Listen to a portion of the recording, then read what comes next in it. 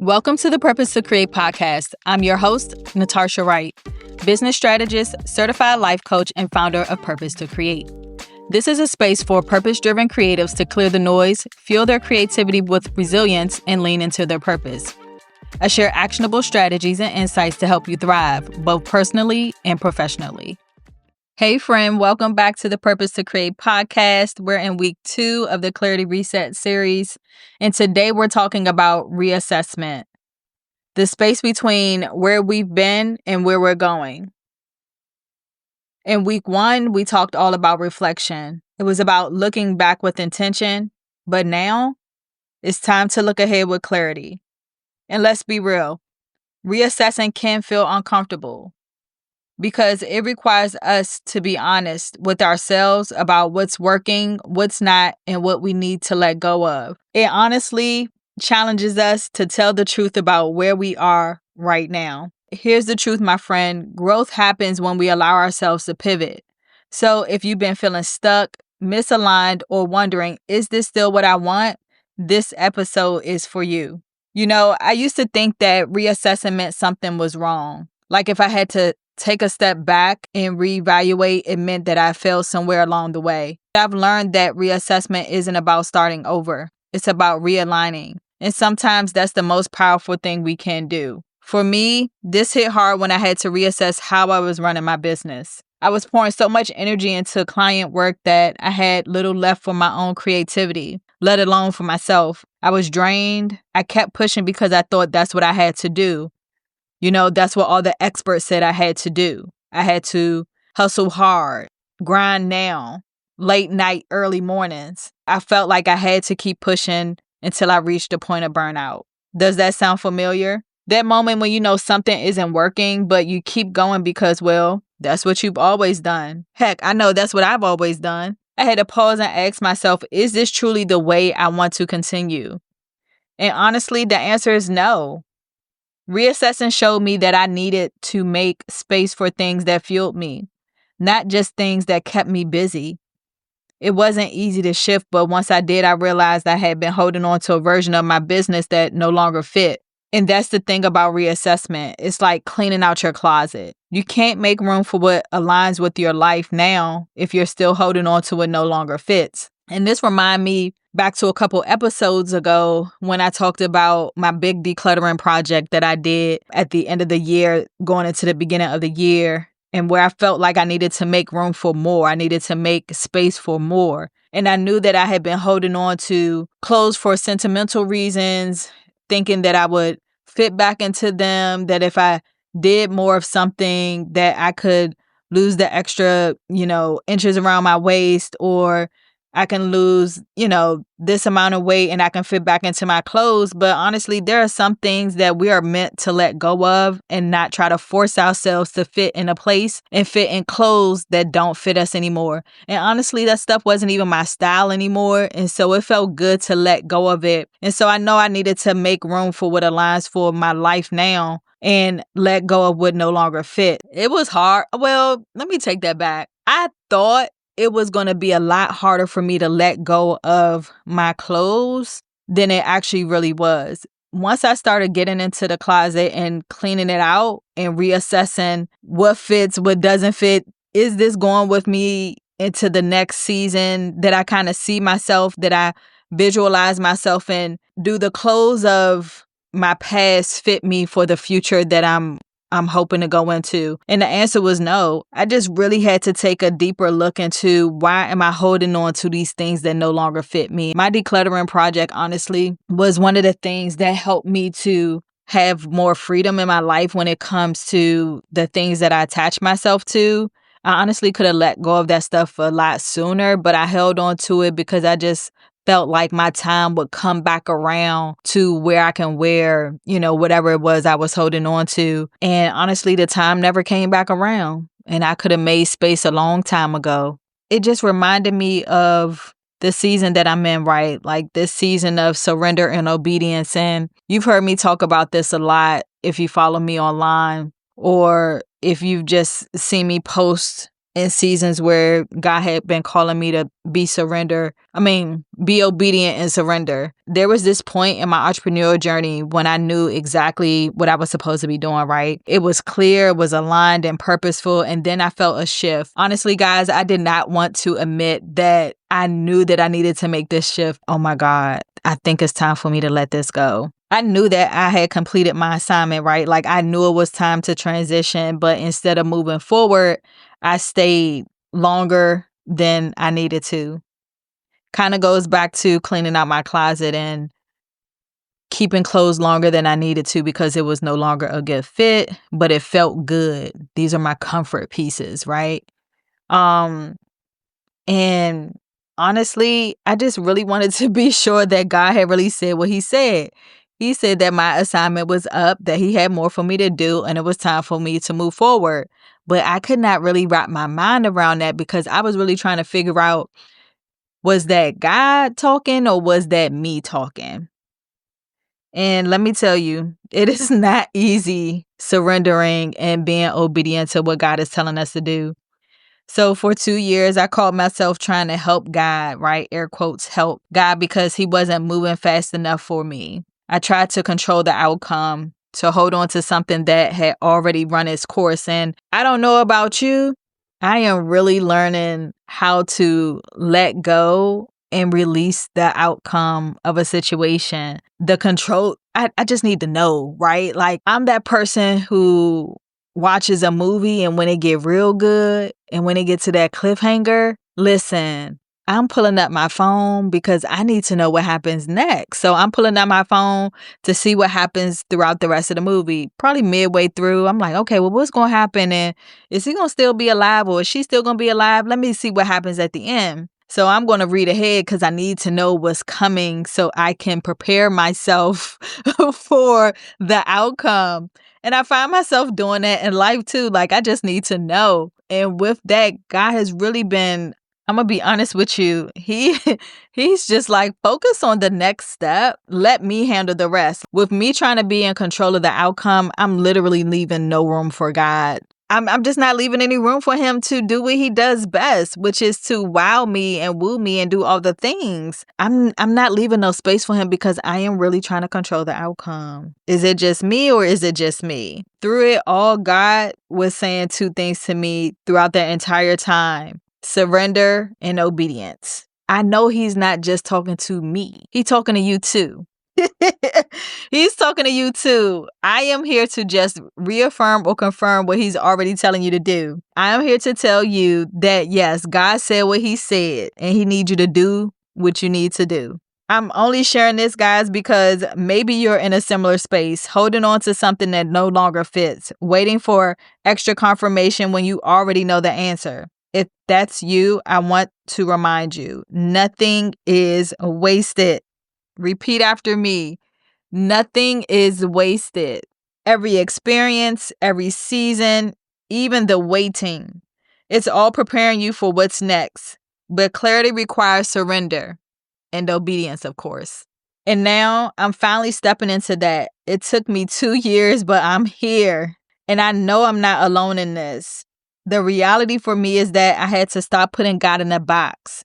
How many of us are putting God in a box? I had to release my expectations of what I thought his plan for my life was supposed to look like. I honestly had to grieve that process. And many of you have heard me talk about grief. I just need to put a pin in this real quick because I need to talk about how grief is not just death or divorce. It is the emotional response to what we thought was supposed to happen. And we're grieving that process. Loss of the life that I thought I was supposed to have. Loss of the job that I thought I was going to have for the rest of my life and retire from. Loss from the promotion that I thought I was going to get. Loss of the, self-identity from always showing up for others more than I show up for myself. Loss of getting this, client that was going to help me make my mortgage for the next month, right? We all have to grieve those different losses in life. And honestly, we grieve all the time. We're going to be grieving every day. Grief is the emotional response to the loss that we experience, right? It can be anything. And I'll talk about grief more in a different episode and how it relates to just our emotional toll as entrepreneurs and how we should be navigating grief and entrepreneurship, because no one really prepared me for that, several years ago when I was navigating the season of my mother's passing. And I didn't know how to grieve the death of my loved one and still run a business and navigate entrepreneurship. This is kind of where my platform literally bloomed, over the last couple years in talking about resilience and entrepreneurship, because no one prepared me for that. And I had to take the time off from the podcast to really go through that experience so I can come back and share how you really can navigate the losses that you experience, whether it's death, whether it's divorce, whether it's just life, everyday life things, that you truly can't overcome them and not just bounce back stronger, but you can bounce back better. It's not easy to do, to be in full surrender and to be obedient to the pivots and the shifts that we need to make. But one thing I know to be true is that God is going to make it very clear, and you never have to second guess what he tells you to do about what he's telling you to do. I'm here to simply just remind you to stop putting God in a box. Grieve what you think it is supposed to look like, because honestly, if you're anything like me, I probably missed a lot of the things that God had for me because it didn't come the way that I thought it was supposed to look. Wait, hold on. It didn't come, or no, it didn't look like how I thought it was supposed to look like. Or in my mind, I thought it was going to look this way, but actually he presented a different way and I totally dismissed it because it didn't look like that. And one of the things this reminded me of was one of my favorite scriptures. I'm so tongue-tied. One of my favorite scriptures actually is Jeremiah 29:11. And it says, "For I know the plans I have for you, declares the Lord, plans to prosper you and not to harm you, plans to give you a hope in the future." If my faith is as strong as I claim it to be, then I have to trust that when God tells me to release something, when he tells me to release what I have in my hands for what he has planned, it is far greater than anything I could ever imagine. I had to sit with that, y'all. When you really think about it, and we talking about we standing on business, we need to stand on our faith. Is your faith as strong as you claim it to be? And are you trusting God with what he's telling you to do? Do you really think that he's going to have you release something and not give you something better in its place? You know what? This reminds me of, I don't know if it's like a meme or if it's just like a graphic or something. I think it's just like a graphic. And I know we've probably all seen this before. Picture this, right? It's that graphic of the little girl holding the bear, and it's like that is her thing, right? And she will not let it go. It's a small bear, but she can't imagine, and this the narrative I'm making up about it, okay? She can't imagine that it's gonna get any better than this, her favorite teddy bear, right? Meanwhile, God has his hand out and he was like, "My child, give me that small bear," right? Little boo-boo bear. "Give me the small bear because I got a bigger bear for you. But I just need you to trust me with what's in your hand. Trust me with what's in your hand." And the little girl is like, nope. In fact, I'm going to hide it from you because you can't take this from me, God. Like, this is my favorite bear. And so eventually the little girl gives God the bear, right? And God was like, pow, I got you an even bigger bear. Oh, you of little faith. How could you ever doubt me to know that I would take something from you and not give you something better in place of it? And then it can also go the other way, right? It can go the way of, hey, you know what, God, I hear what you're saying, but I'm going to keep this bear because this is my little boo-boo bear. This joint been with me since birth, and this is my ride or die bear. And I say I trust you, but I'm not going to truly trust you. So I'm going to just hold on to this because I really don't think it can get any better than this. You know what, God, you can just keep what you got because I don't think you're going to give me anything better than what I got right now in my hand. It cuts to scene and you see that the little girl walks away with her little boo-boo bear, her little ride or die. And God is just sitting there perplexed because he's like, yo, I have something bigger and better for you. I got Big Papa here for you, Big Papa Bear here for you. All I wanted you to do was trust me, to know that I have your best interests at heart, to know that I had plans for you, that I had plans to prosper you and to not to harm you, plans to give you a hope in the future. But because you wasn't standing on faith and you was standing on business, right? She was standing on business like, nah, I can't get no better than this. Because she stood on business, she lost out on the bigger that God had for her. And so I went on a tangent. Let me bring it back. But basically, that is the visual that I literally just got while I was recording this. And I needed to break it down in that way because it's for somebody, obviously, because that wasn't even in my script to break down in that way. But it just was so clear to me as I'm talking to you right now. Don't be afraid to let go, thinking that you're not going to get better than where you are or what you have. I want to encourage you to stand on faith and not to stand on business on this one. Okay? Trust God on this one. Stop putting him in that box. Whew. Okay. I got really hyped right there. I don't know what got into me. But that was really good. When I did my own reassessment about where I was and where I wanted to be, there was a huge gap. I wasn't showing up as the person that I saw myself in the future as. And in order to get to that version of myself, there are some things that I have to do, some sacrifices that I have to make. Once I applied that kind of thinking to the version of myself that I wanted to be and show up as, what did I need to do to become her? I saw that I really needed to start my day differently. I actually needed to change around my morning routine. And changing my morning routine, it changed everything. So I made a small shift. I'll put a pin in this real quick because when I was researching for this episode and really, researching in terms of what is the difference between a pivot and shift, right? Because I know we use it interchangeably, but honestly, what does that really mean? As I was looking it up, pivot means to make a small step in the direction you want to go, right? Okay, am I going to the right, to the left, front, back, side to side? Where am I going? The shift is the actual move that you're making to go in that direction. I realized that I needed to wake up earlier and not wake up on time. I started to wake up 1 hour earlier.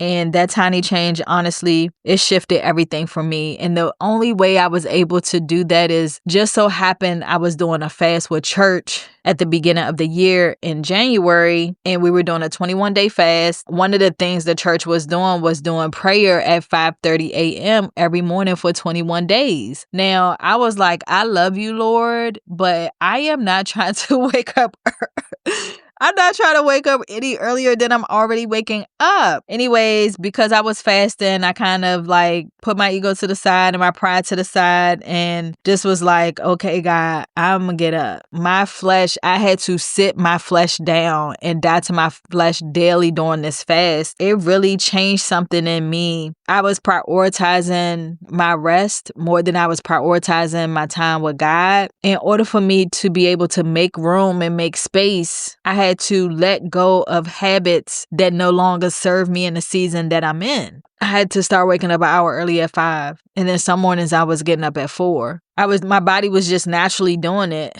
It's still a habit that I am practicing daily. I don't always get up at 5. It takes me a good 30 minutes before I can get started with actually getting into the groove of things with my morning routine. Now that my body has gotten used to it, we make it a part of my daily routine. It's something that I actually look forward to, and I'm excited that was able to commit to that for the 21 days, because once I committed to that for the 21 days, I was like, oh, okay, if I can do this for 21 days, then I can keep going. Well, how can I go back to doing the things that I was used to doing if now I know that the thing that is going to kind of shift my trajectory lies in my obedience and surrendering my plan for His? And so waking up earlier gave me uninterrupted time to spend with God.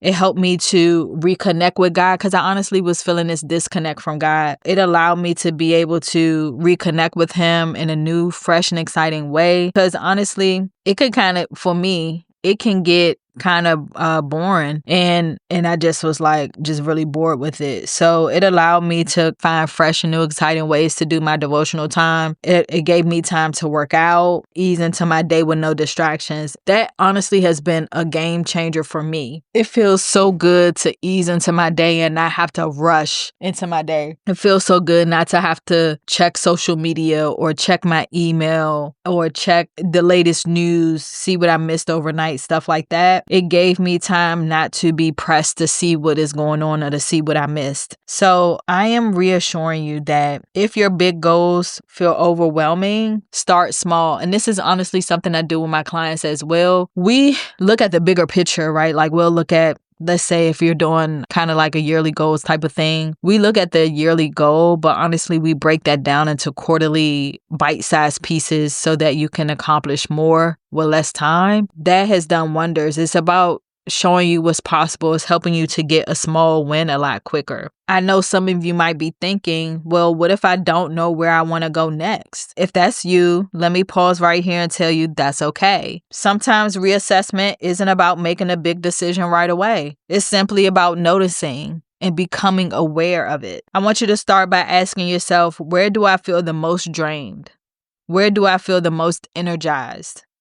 Your next step might not be clear yet, but paying attention to those cues will lead you toward it. Before we even think about what needs to change, let's take a second to acknowledge what's already improving. Let's acknowledge the wins. So many times we focus on what's next that we forget to celebrate what's now. What's one area where you've already made progress, no matter how small? And for you, maybe you started setting better boundaries. Maybe you're saying no to things that drain you. Maybe you're even thinking about making a shift. Maybe you are putting yourself first. Those are all signs of clarity unfolding.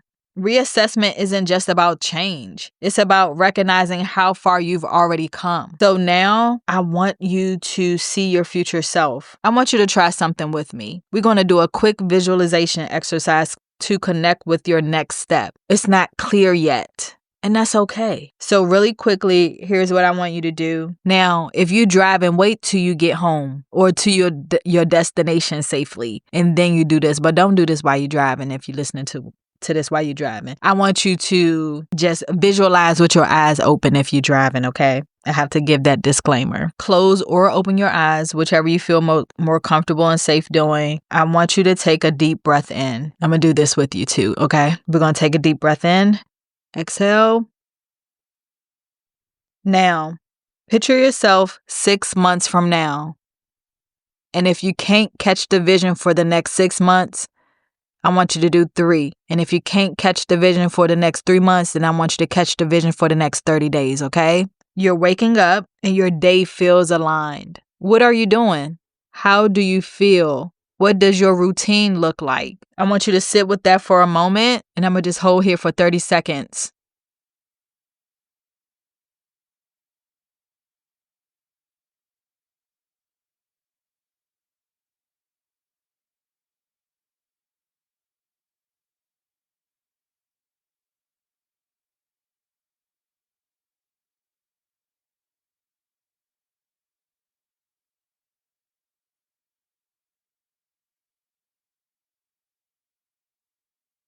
Okay.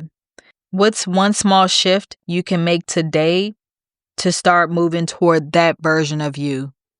It doesn't have to be big. Even the smallest action creates momentum. And if you're thinking, I've already invested so much time in this path, can I really pivot now? Let me stop you right there. Nothing is wasted. Every experience you've had, every season, every lesson has equipped you for what's next. Reassessing isn't about undoing the past. It's about using what you've learned to move forward with even more clarity. I want to remind you that you're not starting from scratch. You're starting from experience. Thank you for listening to the Purpose to Create podcast. If you haven't yet, subscribe, leave a 5-star review, and send this episode to a friend. Until next time, keep creating with purpose.